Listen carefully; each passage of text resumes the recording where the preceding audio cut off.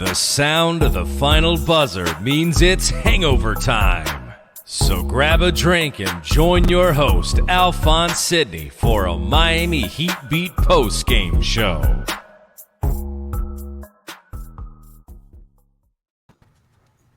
I'm not Alf. Big disappointment here. The Heat lose their final game of Summer League. I'm Giancarlo Navas. I am hosting. Alf's a little late. Listen, it's 5:00 on a Tuesday.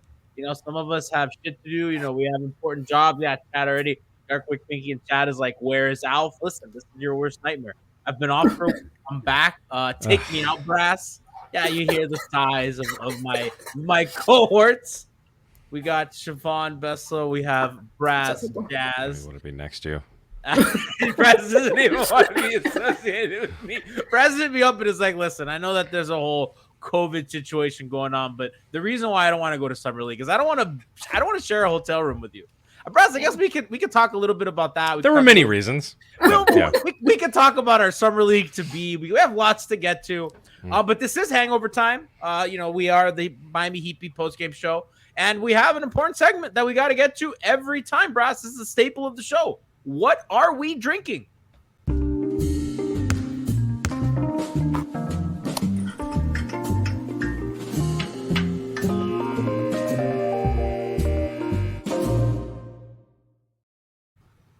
Shout out to La Bana Oz. I don't even know how to read that for the tier 1 sub. This sub is here to find the anti-Olynyk disrespect team. You won't find that here.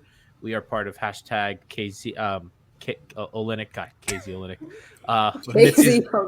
Mid-season form Olynyk plus minus. So I'll start. I'm having. Listen, it's a Tuesday.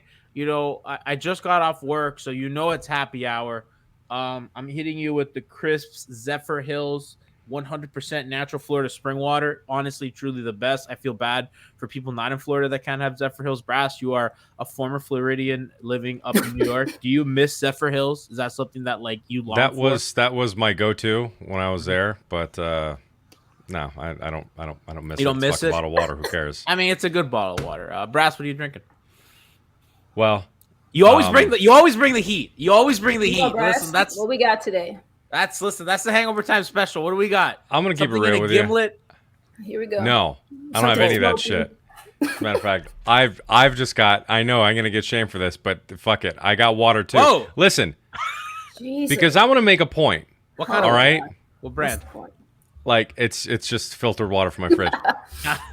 No brand. I love drinking, but I'm also not too much of an alcoholic where I'm gonna be drinking fucking midday on a Tuesday. Give me a break. But when I drink on this show, I drink.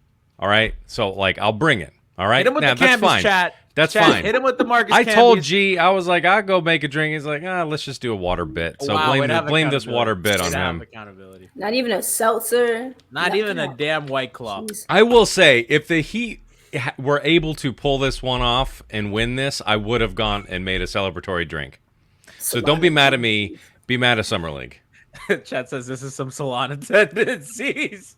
Well, listen, there's the same amount of alcohol in this and Solana shit. So, Siobhan, please save us. Siobhan, come on, what you got for us? Yeah, since Brass is being all judgy about day drinking, I'm gonna go ahead and finish. Got some juice here. All right. Some Mandavi. Yes, it is.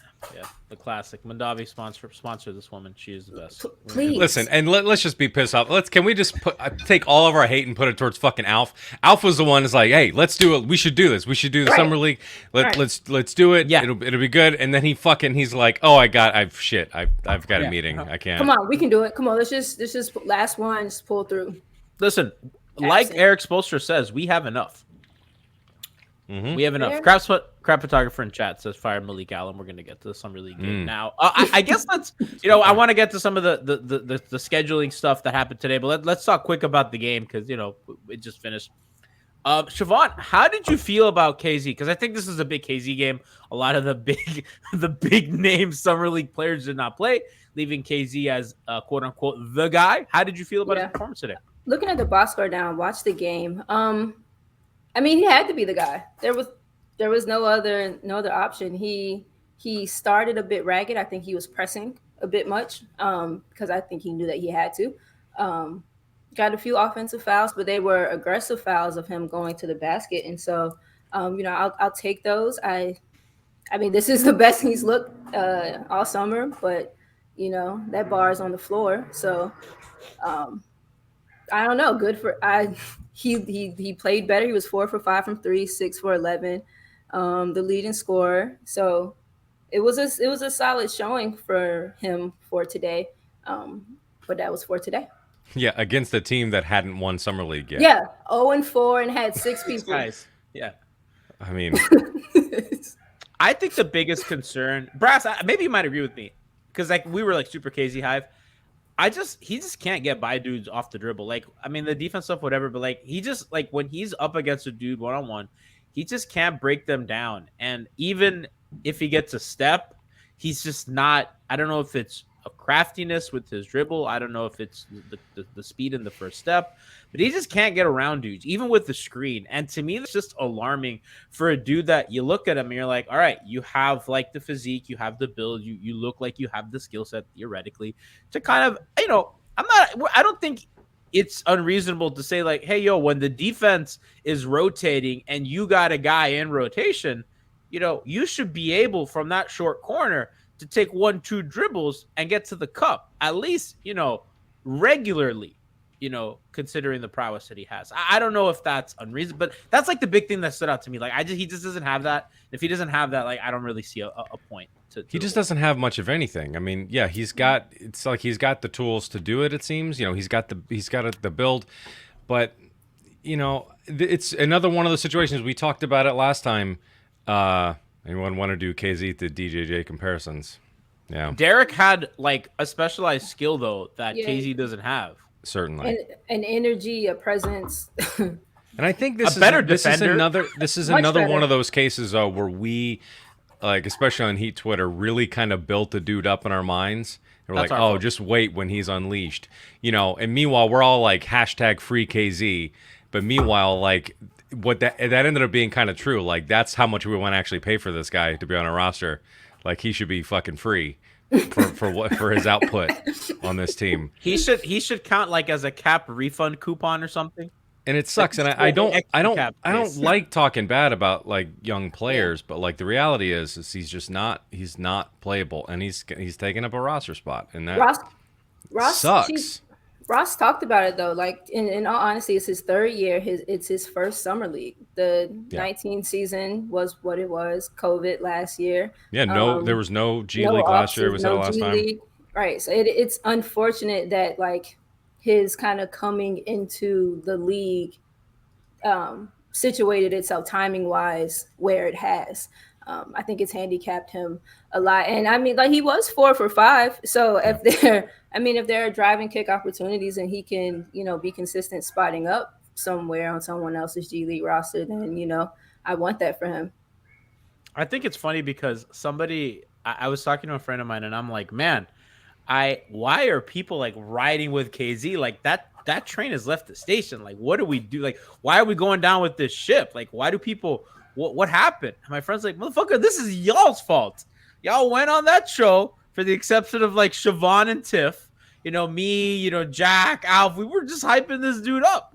And I like him. I won't even do that. I like Casey. I thought he had potential. And I was loud on Twitter. I was loud here, and I didn't realize that a lot of this is our fault. My bad. We were wrong about that one. Won't be the first, won't be the last. I just think that was funny. I think at his age, missing summer league, or not summer league, but missing the G League last year was really, really hindered that guy's development. Because I think they could have seen him at someone that they could have that they didn't anticipate giving any NBA minutes to for an extended period of time, but they could build him up because they've done amazing things in the G League with players, and they didn't have that. But at this point, when bodies are going to start hitting the floor again, man. Like there's going to be people and protocols. It's going to feel like COVID season 2.0 next year, I fear.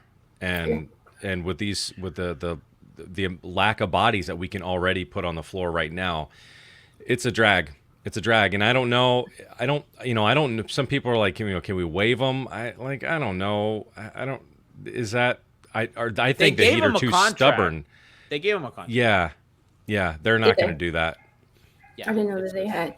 You were talking about his measurables, G, and like the idea that he looks like he should be able to, be serviceable. And again, with having not had that developmental time, he's a tweener. Like he's rangy but still undersized, and like I don't know, there absolutely needed to be more developmental time for him to tighten the handle, to know kind of when to attack off of those poor rotations.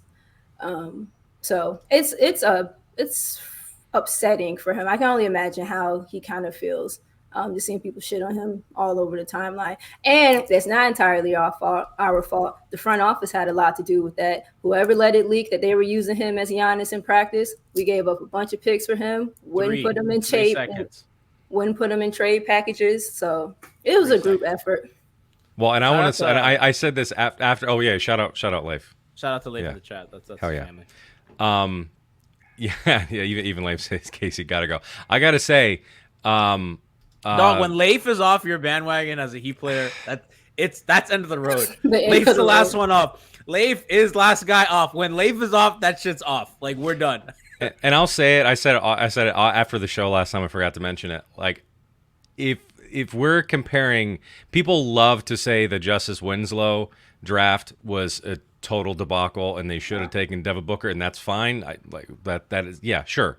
In retrospect, that makes sense. But at the time where he was when he was slipping on the draft board, like Justice was it also to other people felt like a clear you got to make this move. KZ, I will say this, I think KZ is a bigger draft day fuck up than Justice Winslow. I don't even think Justice is a fuck up. But I don't think it was. No, that's my point. I don't think it was a fuck up. Yeah, I don't think it was. But I think he's throwing a good player that two second round draft picks to get this guy. I think it was 3. Was it 3? I think it was 3. I thought it was 2. I thought maybe it was 2 plus the one that they used. So yeah. Yeah. I mean, that kind of draft capital, man. It's like, shit. I mean, they saw something. I'd love to know exactly what they saw. Yeah, that Leif points out, and that's another thing that they leaked, that they said they had KZ 13th on their board overall, which is like, I get as an organization, you say that to hype your guy up, but then guys like this. Yeah, I mean, I don't know if I believe that. True. I don't believe that. I mean, you want to hype your guy up, but I mean, when they let that leak, I remember we were like, oof. Yeah, they viewed him as a... But I think that type of... just like the for the Heat to be like, we believe in this dude so much, we're gonna give away like this. We're like, oh shit, okay, well they know something about players, like we're gonna go with their gut on this. Doing this shit, man. They're like among the best doing this shit consistently. But the simple fact is, fuck, like that was a miss. I feel bad because like last season specifically, they had a need for that guy at that position, and you want like a move. Brett's talking about draft capital. What's the world coming to? You're not wrong. You're not wrong. I normally don't give a shit about that. I'm just and honestly, it's what it is. But like, it's a fuck up though. We talk about like the Jay Crowder replacement. I mean, they've never really found the Luol Deng replacement. That was the guy that fit in that 4 spot. Like that's the Spo 4. That's what that's what Spo has always looked for. And really they haven't had it, since Deng. I think Crowder gave a little bit of that on both ends, and we all love him. But I thought we looked at KZ as that kind of 3-4. I think honestly, Siobhan, I think the most valuable position in the league is that 3-4 hybrid. Right? Yeah. Like those big wings with big ass wingspans that are tall, that can rebound, that can shoot, that can get to the cup. And I think we saw something tantalizing in KZ. And I will say this, I think it's Sam Esfandiari of the Light Years pod has always said the most difficult kind of player to develop are wings. Those are the ones that take the longest. Guards have come in recently and they have chops pretty quickly and they get reps pretty quickly. Wings have been the longest in recent memory to develop because guards typically come in as better shooters. So there's like an easier spot for them. And I think defenses now are so switch heavy that it kind of makes some of the coverages a lot easier for point guards and guards in general. And that wings have it harder because they're the ones that get attacked on defense the most because the best players in the league are wings. So they're typically starting on good players. and they have a lot of responsibility in offense. So I there's one thing to be patient, and I think there's another thing to see. I think the contract that they gave him what is it, 2 years, a 1-on-1 or whatever. A little strange, but I mean maybe they want to reward a guy for working hard, which is a Heat way, right? Like I think that they want to reward dudes who come in and work hard and do all that stuff. I know that they that's something that they value a lot, and I'm sure that he helps in practice. So hope KZ can figure it out. We have a whole season. Like there's a lot. Leif says, I think that he may be a good player, similar to how Durrell found his game relatively late, but it won't be here. Yeah. Yeah. That was my impression. I swear to God, I thought about this as I'm watching the game. When he had that offensive foul, I'm like, I think there's something here, but I just don't think that that's going to be here. And now they're in win now mode. So they don't really have time for like, oh, that was a cute fuck up. It's okay. We don't need these. If he existed the same time as Rook 1, Rook 2, with Justice and Josh and shit early on when the team really wasn't going anywhere, I think that they would probably take some more time to like want to develop that. But this is not the time for that. He's just not going to see the floor. That's just and they're going to be looking aggressively for a player at that position, Siobhan. I think that's like their missing ingredient right now is somebody at that 3-4 spot, whether it be a real starter or whether it be a backup, whoever that may be. I do think that they're a wing short, and I think it's kind of that position. So it'll be KZ's spot. Curious if they cut him. But I mean, all in all, fun summer league. Yurt. Like I like what Alpha's saying. He Twitter hypes dudes up like that dude has to walk in a starter, which has been a little weird. It's summer league, guys. It's like these players are not. A lot of these dudes aren't going to make the league. You know what I mean? Yeah, people have to relax a little bit. It's wonderful to be excited. Exactly. I was going to say it's wonderful to be excited and to be hopeful about the chances at a prospect, but to be throwing the types of expectations that not just Heat Twitter, but they tend to do it a bit more, or at least that's the fan base that we're a bit more submerged in. You up there in the north with the Raptors and stuff. Can't speak for you, but I do think Miami fans tend to do that a bit much, and to the detriment kind of the player, because when they don't pan out, when Yurt doesn't start, or when Yurt gets off to a slow start because he is a rookie, he is a young guy, then we kind of shit on him as if it's their fault that we all had these lofty ass expectations of them, and it's not fair. Like I think Al said it the other day, like if Yurt can come in and give you like 9 points or like 9 minutes or just like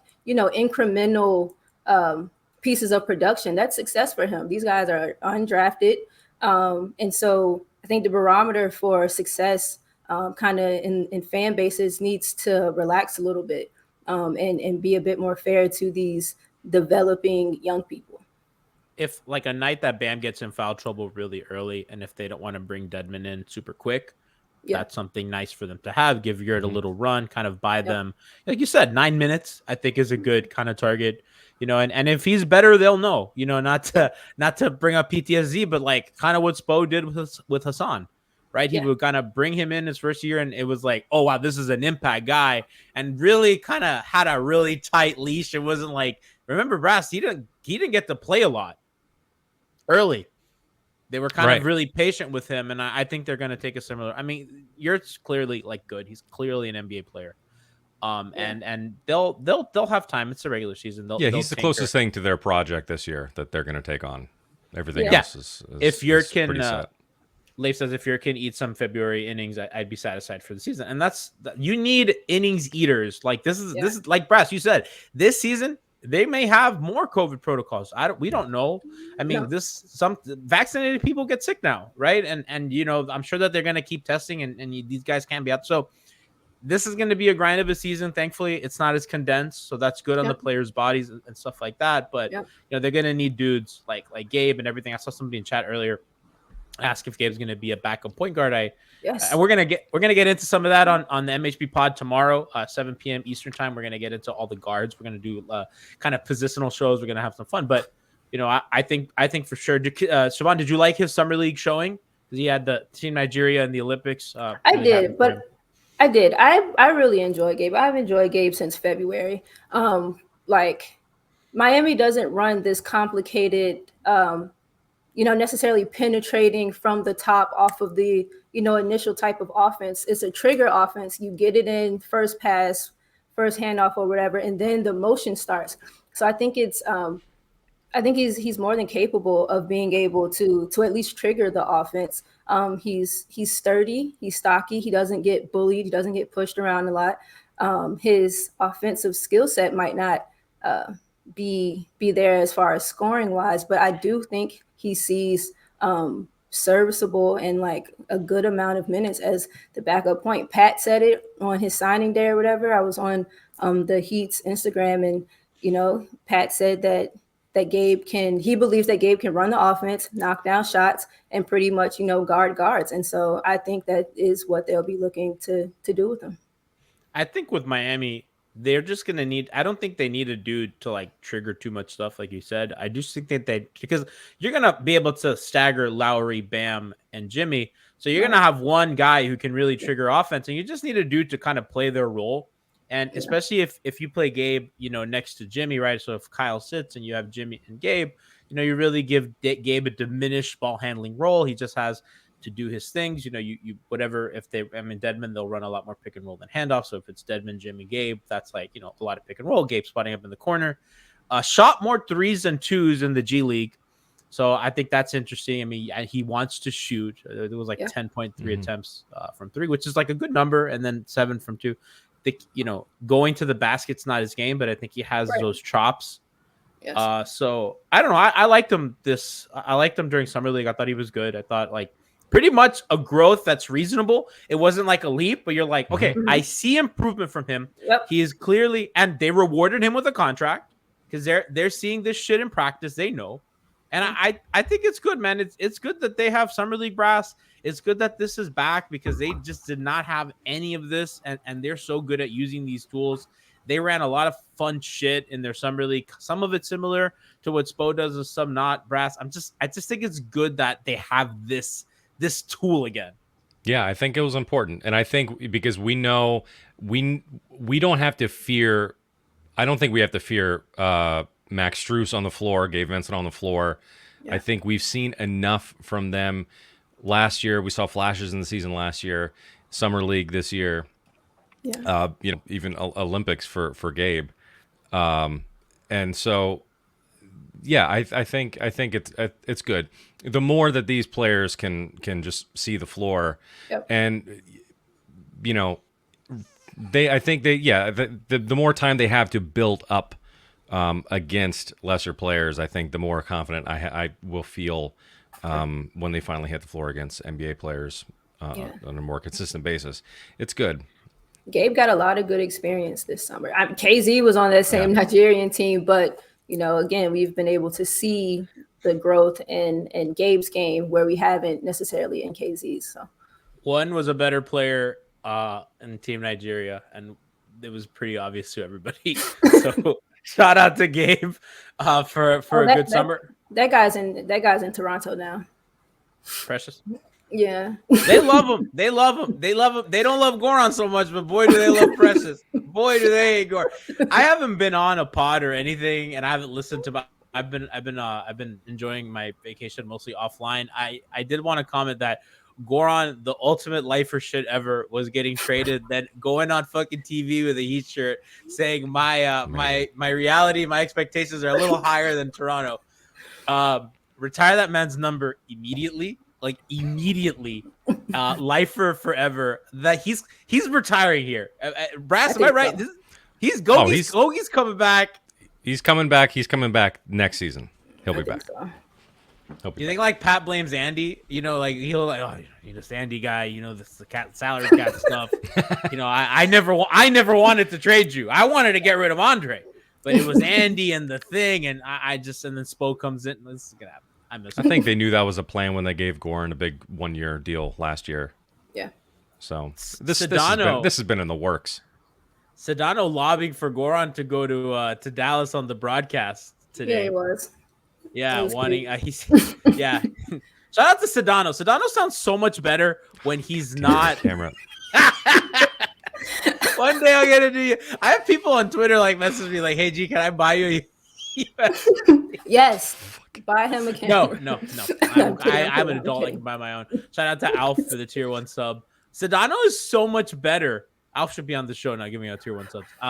Sedano's so much better as a broadcaster when he's not next to Dan Dawkins. It's so much better. He's fun. He had a good time. I'm good at what he does. He is. I love it. That's shout out to Sedano. Brass, let's get, I want to talk about the schedule, but to close out Summer League talk, let's get a little self-involved here. We were supposed to go.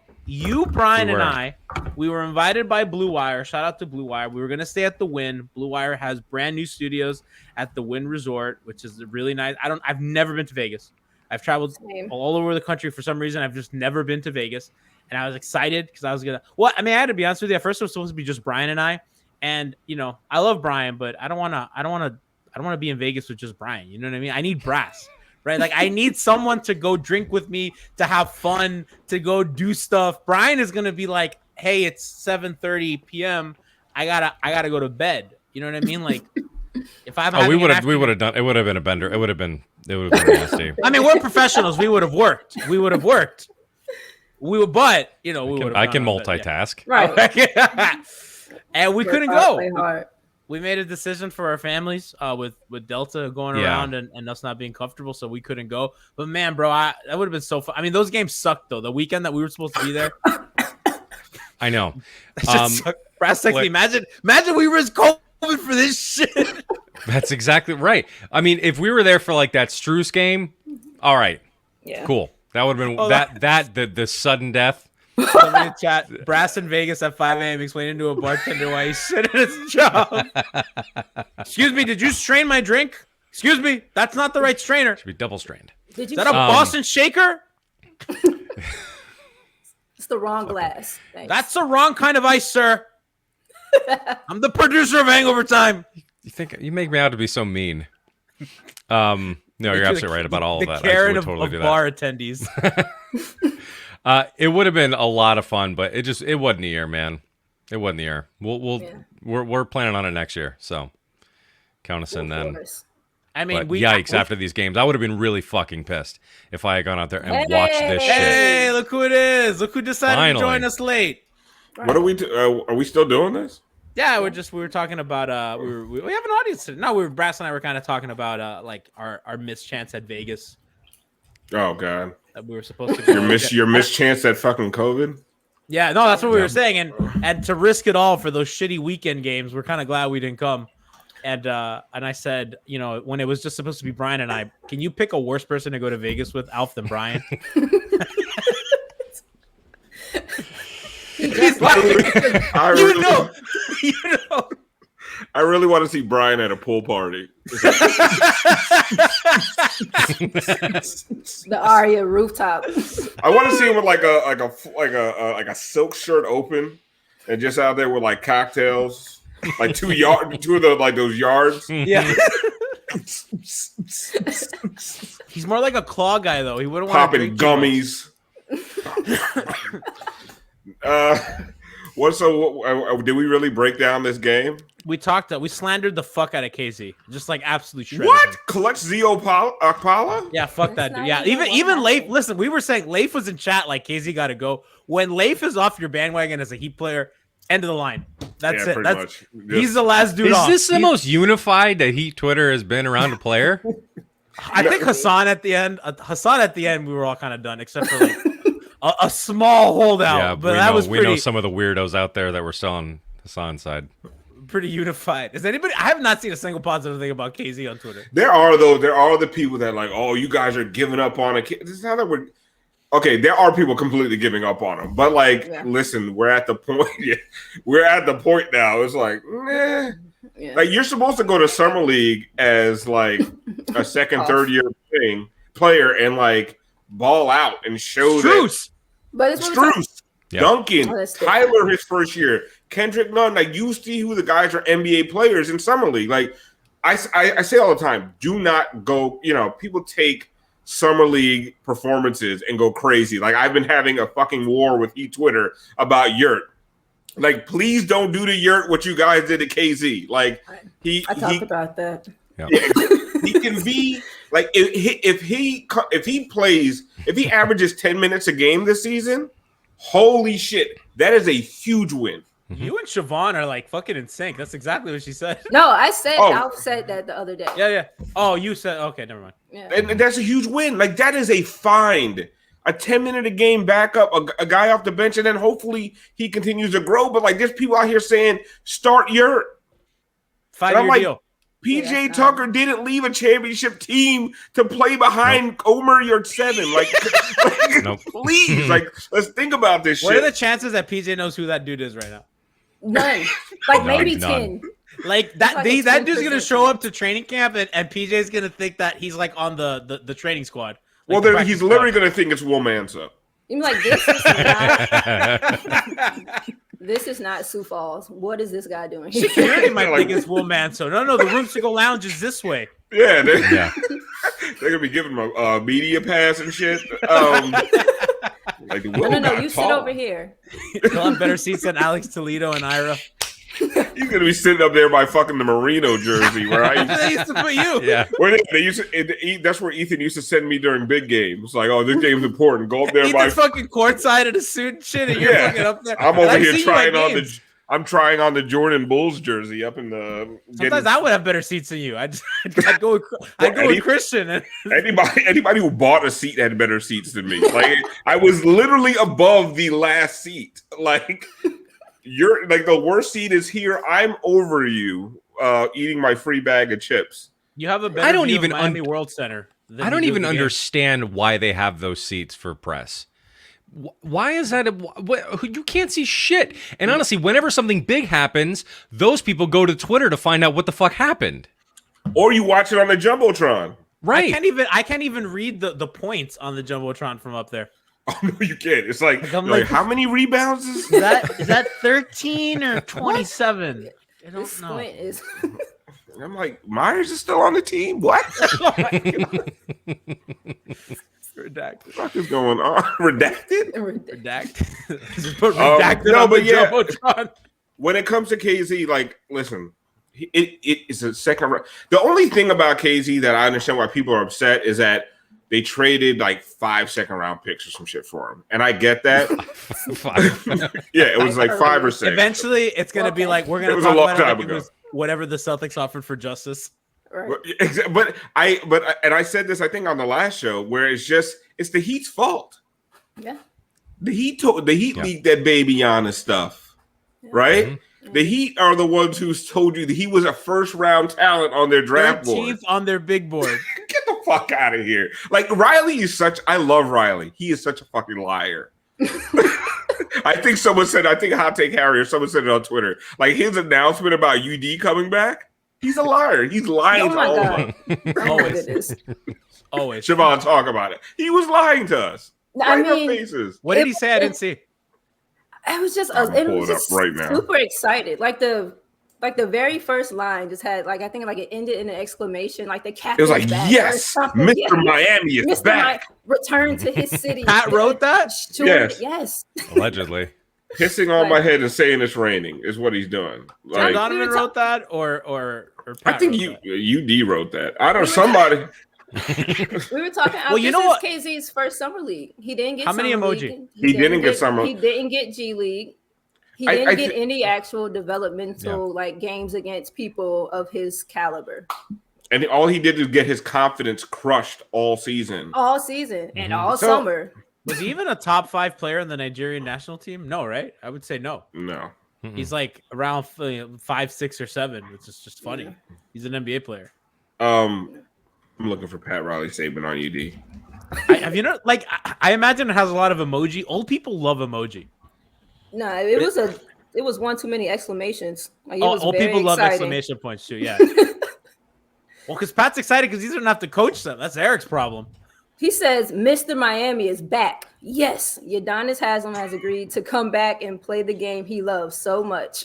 What he loves more than that is to be on the court, teaching and competing. You can be teaching these young guys. Anyway, what he enjoys most is teaching and competing against the world's best. UD is a legacy player, one city, one team. Thank you, UD, for coming back to lead your team and your organization again.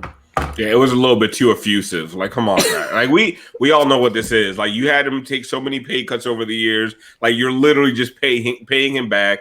You want him to beat that Dirk record of 21 years with the same team. We know what this is. Like, don't lie to us. So at this point, he has to, right? Like, at this point, you better stay past the 21 years. Well, and that's why the whole at this point, if he drops out next year and doesn't beat Dirk, I'm like, what the fuck? What's the point of this? These last 5 years for? I think exactly. Like, what? Well, let's finish this out. Like, the KZ thing is frustrating. I think for Heat fans is that you have a dead roster spot in Udonis. You have a dead roster spot that's really just a dead roster spot that they're not filling.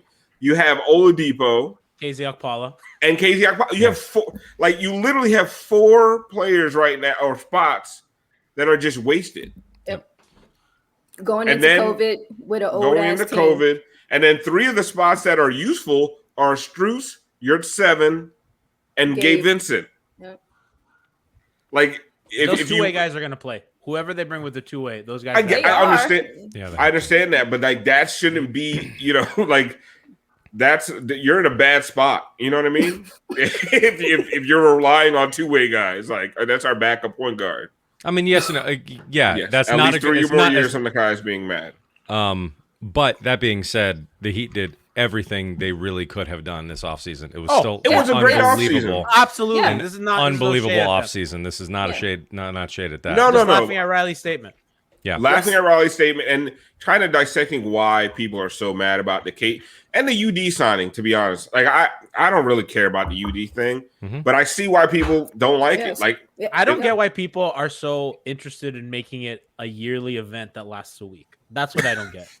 I don't understand. It lasts longer than Summer League. Like, the people being angry is just like it's like a whole fucking week and a half. And I'm like, why do we do this every time? I'm kind of upset because he missed his opportunity, man. Last season, that Philly game, that was the moment. That was the way to go out. He'll get another one. I mean, if what he wants to do is teach the young guys, you can do that from a coach's position. You don't even have to be a coach. You can just text those dudes. You can just he FaceTime. He has a key to the Haslam. Exactly. You can just walk in the locker room whenever you want. Tim Duncan shows up to Spurs practices because he's bored. As he should. Can I hoop? As he should. What? But like you said, Alf, it's the compound effect of UD spot and KZ and UD, KZ, Vic, and then the fact that you're so close to the tax that you don't want to fill out that last spot. Like, now we're like, okay, what are we doing here? We gotta take a cruise. We gotta get Mickey some money back. I ain't going on a fucking cruise. I'm going on a cruise either. No. Well, someone said, how are you going to pay UD just to come in? Give him a fucking cruise ship, all right? The SS How do we know he doesn't already have one? He probably does. Probably does, yeah. Another Carnival. He probably has more cruise ships than the Nick at this point. So the other thing people were mad about is the Christmas game, which I think is fun. That's what I wanted to talk about next. Yeah. Go ahead, give your take on the Christmas game. Why are we giving the Knicks? Why do people think the Knicks are good? I don't understand that. They fucking suck. I don't. Why are we putting a first round exit? The league is better when the Knicks are good. Dog, nobody wants to watch Evan Fournier. No cap, Nobody wants to open Christmas gifts and watch Evan Fournier play basketball. I'm sorry. It's not even in France. There's not a fucking soul on earth that says, Christmas Day, let's watch Evan Fournier pull up from 12. The star power of Evan Fournier, RJ Barrett, and the corpse of Kemba Walker. What's the other one? What's their main guy? I can't even remember. Julius Randle. Obi Toppin. Yeah. We don't even remember this dude's name. Are the Pelicans playing on Christmas? No. Oh, okay. Then I'm fine. I'm okay. We won. Yeah. We win. If they put that motherfucker on my TV again. Which one? Zion, they're not good. Like, I enjoy watching him, but stop putting him good this year, though. Watch him actually be good this year. And there'll be like a 3 seed at ESPN. But they have the Mavs, they have the Lakers. But I heard if you're a first round exit, you can't be on. No. Well, yeah, that to me, that's what pissed me off was the whole first round exit thing. Who said that? Was that Barry? That was Barry.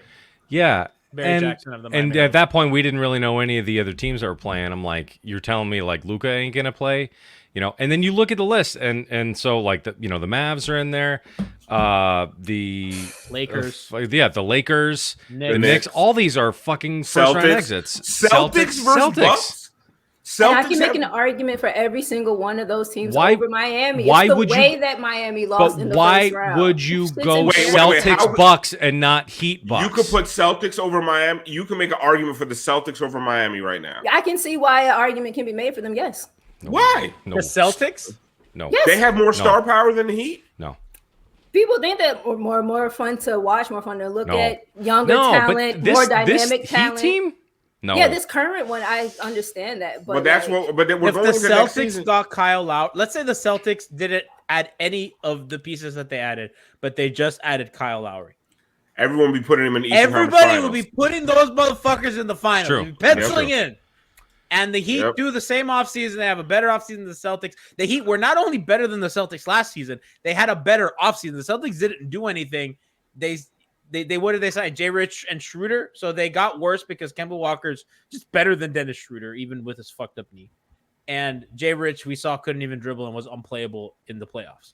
That's what they added. And I love Josh, but I'm not that they don't inspire a lot of confidence in me. Right. I can't make a case for the Knicks or the Celtics over the Heat. I really can't. I'm sorry. I know the Knicks are. Everyone gets the media gets excited about the Knicks being good. It's all that matters. But it's not the Knicks. The Knicks games don't translate into high ratings.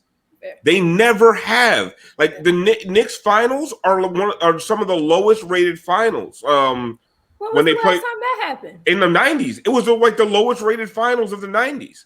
That doesn't count. Knicks playoff games are low rated. Like the idea that the Knicks being good, the NBA needs the Knicks is a fucking fallacy. It doesn't. It's a complete myth. And they just do not draw the eyes that people think they draw. It's a media driven narrative. And listen, to be honest with you, where's a lot of the media based, Alf? Do you think Miami draws the eyes that you think that it does? Miami I know they don't though. Like a lot of the that's what I'm saying. Nationally, Miami games do well. They always have. Because people hate Miami. I mean, my issue is not even with the Knicks this year, because I get that. And there's a rivalry there now with Trey, Knicks Hawks. That was a nasty. It's turned into a nasty rivalry. So that's kind of fun. Right. So let the Hawks be the driving narrative of that magic. That's fine. And I guess the Knicks are technically in a better spot than they've been in a while. Fine, but I do take real issue with the fucking Celtics. I don't. That is not okay. Because I just the Heat Bucks. This is a different Heat team, and they know that.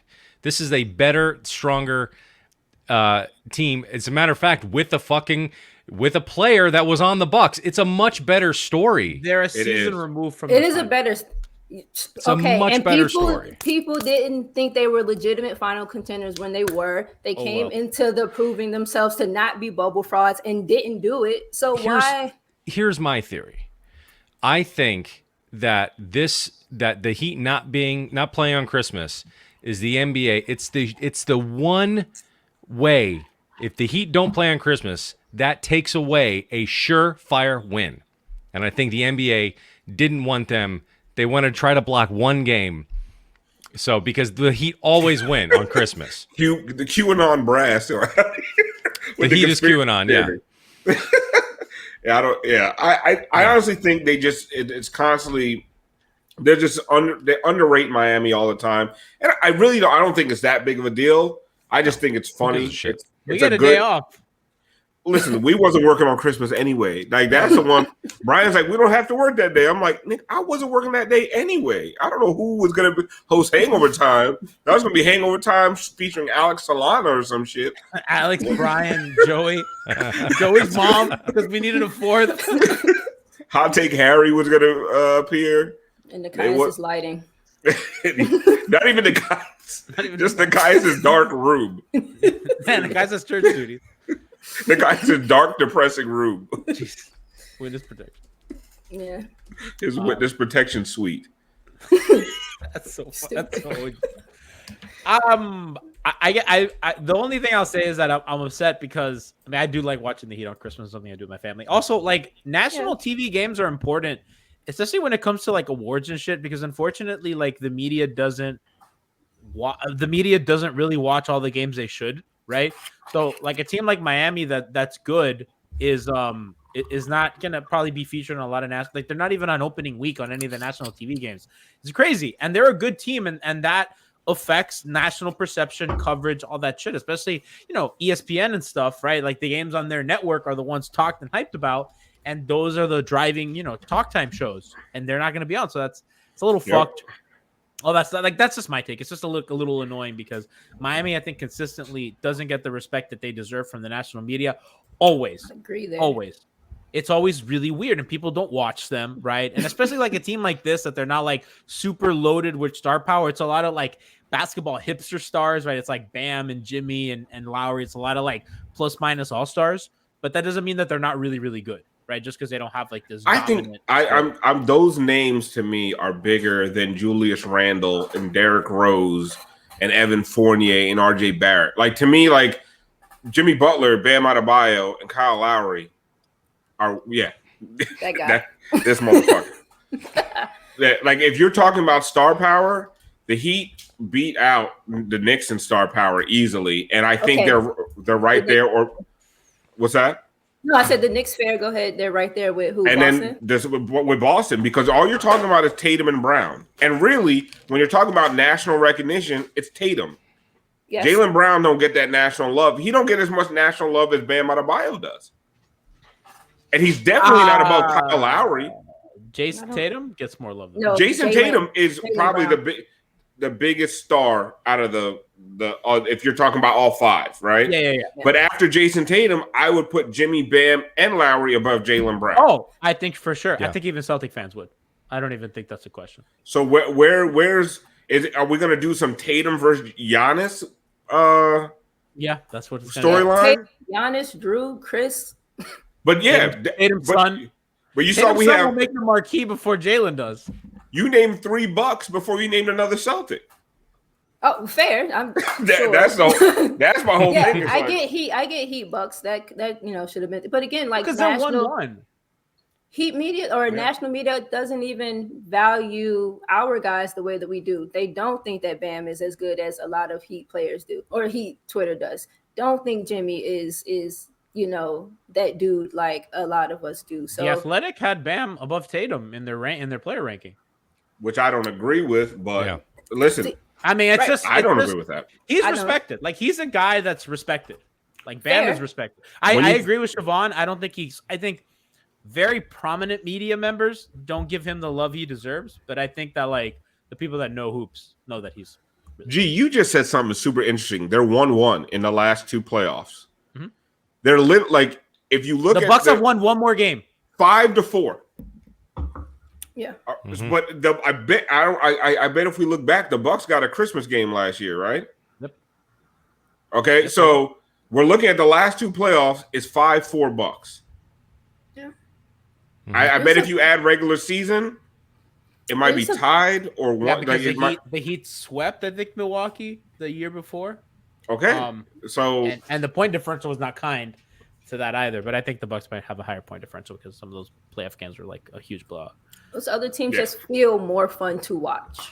I want the Bucks in the playoffs. To a lot of people's eyes. Like as a fan, I want Siobhan, I want to rematch. The Knicks are not fun to watch. They are not a fun. Fair. Awful team to watch. Bucks, Celtics. But I will agree with you that Miami, if you base it off of last year, that's a fucking awful team to watch. That offense is.